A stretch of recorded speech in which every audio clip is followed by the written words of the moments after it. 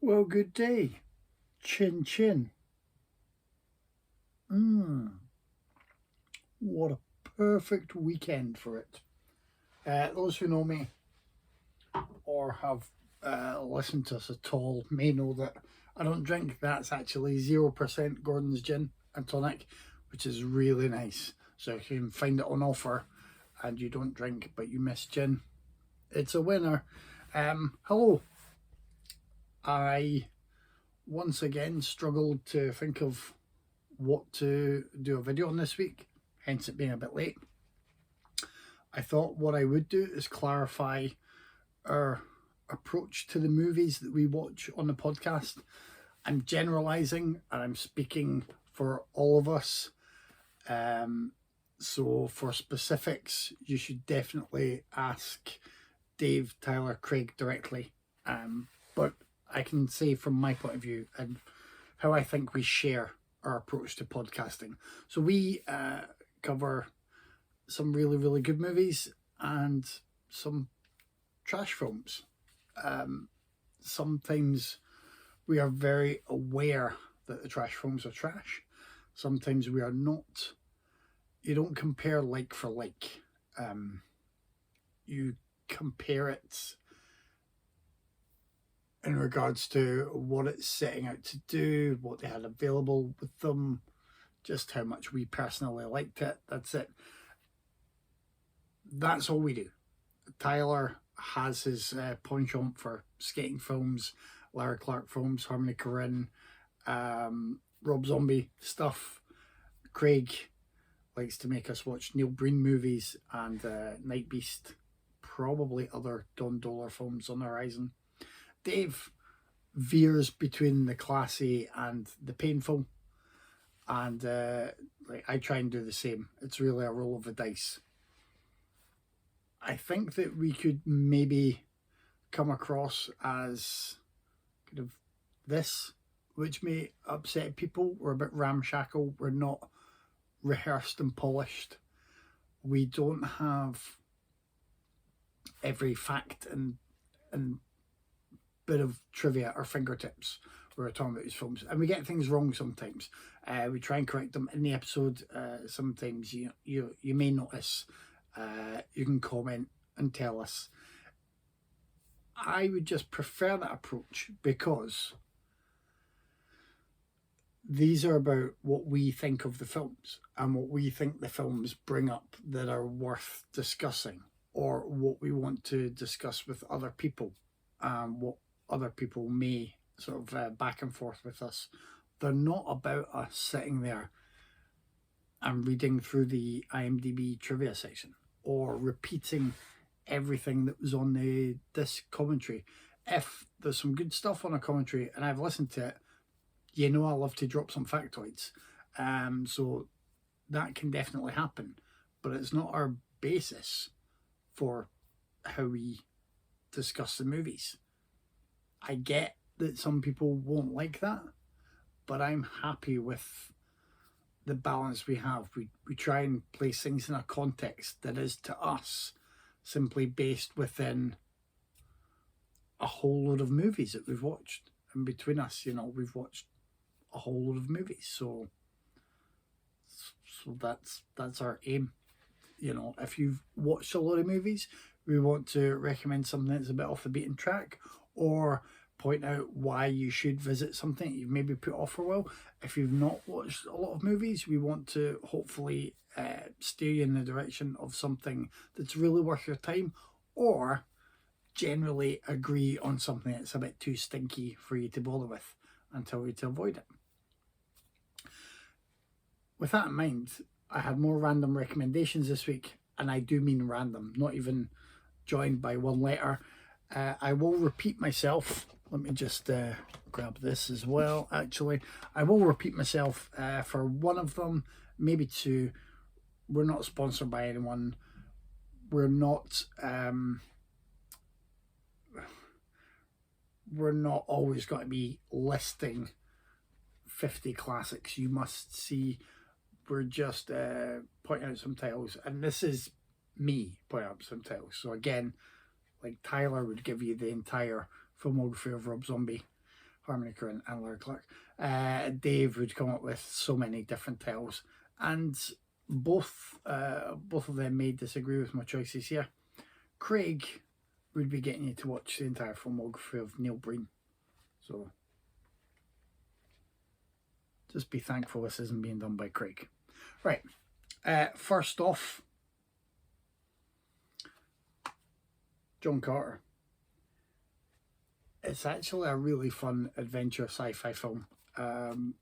It feels like it's all redundant and derivative because the stories, I think it was from Grace Burroughs, have been influential on so much over the years throughout fiction and cinema. It's really good. Not the best lead in, you know, what's his face? I forget his name. Is it worth remembering? But good special effects and fun set pieces. I think it's a good one.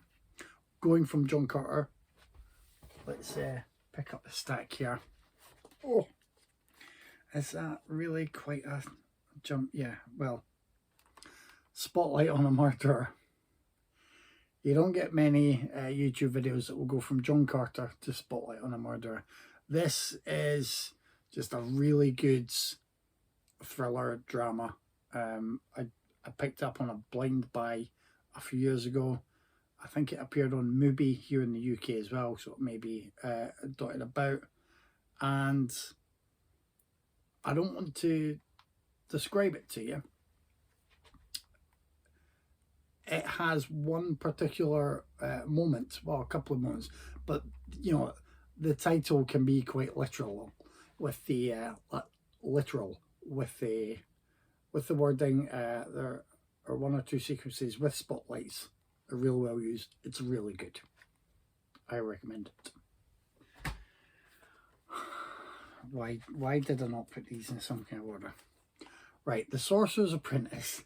People are always on about Nick Cage lately and what's his good stuff and what's his bad stuff, and oh, he's too Nick Cage. He's in The Sorcerer's Apprentice with Jay Baruchel, who I really like as well. They're both really good. Is it Alfred Molina? I think maybe is in this as well. Yeah, Alfred Molina. Anyway, it's a fun family adventure film with cool special effects, some good spectacle, and the characters with their banter together just really make it work. And this is a good Nick Cage film that's always forgotten by people ready to point you towards, you know, Con Air, The Rock, Matchstick Men. They should be pointing you towards Matchstick Men, Lord of War. Let's maybe just stop using Nick Cage as a joke. He's picked loads of films to pay off massive bills, but he can still have a lot of fun. He either gets the tone of the movie just right, or he's just doing his own thing, and gotta respect that, you know. And he'll never catch up to the amount of films that Eric Roberts is doing in any one year, but there you go. Next, Double Date. I think I've mentioned this on the podcast before. This is an absolute blast. You should get the Blu-ray, support the makers, but if you can't afford the Blu-ray and you have Amazon Prime, I think it's on Amazon Prime, it's genuinely very funny. It has some good thrills, a little bit predictable, I suppose, but that's not the point. It has at least one really good, like, stand-up, fall-down fight. It's an absolute blast, and you should have seen it already. I mentioned this in the last video. It's still about A Ghost Waits. Craig just watched this, and I know that he heartily seconds my recommendation of this.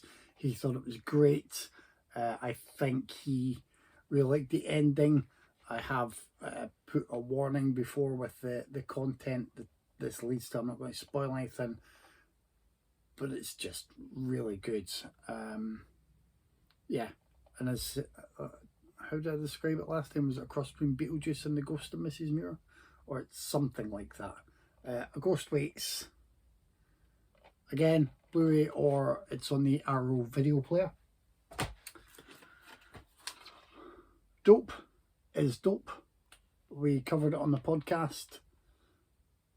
More people should watch this one. It's a very positive, upbeat film.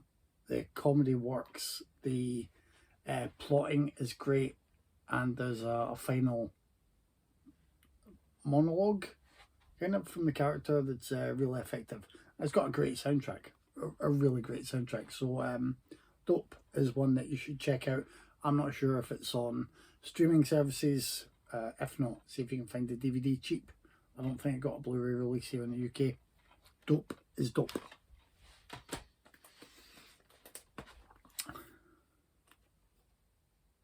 Yes, we covered this in the podcast as well. But I was talking to someone recently about Under the Skin, which is also superb. And I mentioned that it would make a great double bill with The Man Who Fell to Earth because of the themes and how humanity is explored through an alien visitor getting there. This set is kind of sublime. It's a beautiful film and a beautiful set. I just recommend it if you can get your hands on it. If you've not seen the film before, then do what you can to check it out. It's a masterpiece. I actually, oh God, I'm going to mispronounce his name again. Nick Rouge. I'm not that big a fan of Don't Look Now, as I think I've said before. Bumped down, but almost every other film I've seen from him is either great or a masterpiece. So you should definitely be checking out his filmography if you somehow haven't before now. Grabbers. I was listening to the Arrow video podcast today and I'm behind schedule, so it was their episode on Tremors, which was last year, and I mentioned Grabbers as a recommendation. Yes, if you like Tremors, you should like Grabbers. If you like a film that hinges on a group of Irish Islanders having to stay drunk to stay alive, you should like Grabbers. Grabbers is a lot of fun. It's great. You should get it. Stickman. Have you heard of Stickman? Not many people have. I'd forgotten it existed, and then I remembered I wanted to cover it on the podcast, and I'm not sure how easy it is for the guys to get a hold of it. Stickman is a standard sports comedy drama centered around pool, 8-ball style. It's really good. I think it's a New Zealand film. Yeah, I'm pretty sure it's a New Zealand film. Could be Australian, but I'm thinking of New Zealand because I'm sure some of the faces there I recognise from New Zealand shows, which I can't remember now. But yeah, Stickman's a lot of fun. You're not going to come out of it thinking it's the best thing ever, but I would wager if you like this kind of easygoing sports movie, then you would get more fun out of it than you expected. Glowing recommendation there. Last but not least, and probably one of the better known ones, Kubo and the Two Strings. I had a day last year or the year before when I watched Coco, Moana and Kubo and the Two Strings. Just on my own in my cinema room as an adult watching these kids' movies, and they were all pretty wonderful to varying degrees. Kubo and the Two Strings on the 3D Blu-ray is stunning. Like, it's absolutely gorgeous, and more people should be praising how amazing it is. Coco is also amazing. Moana is excellent. I'm not wanting to pit these films against one another. It's just Kubo is one that I think already feels a bit forgotten, and that's not fair because it's arguably some of the most gorgeous sort of 3D animation I've seen in a kids movie. Absolutely wonderful, and you should all check it out, whether or not that's in the company of children, or if, like me, you can just sit there as an adult and happily watch kids movies. That's it. It's a bit long, so I don't know if anybody will stick to the end. If we're going by the huge numbers we've got in our past videos, I doubt it. That's sarcasm. Have a good weekend. Enjoy the sunshine if it's still out and about where you are. And I'm going back to finish my lovely alcohol-free gin and tonic.